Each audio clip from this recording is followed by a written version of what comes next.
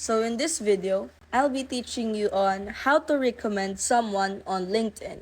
So first, you need to open your LinkedIn application or just simply visit their website if you're currently on a web page or a PC.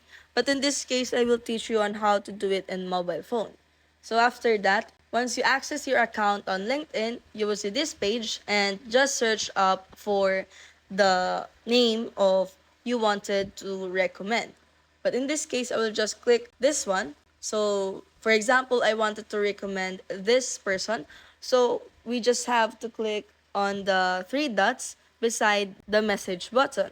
So after we click on that, you will see right here a few options.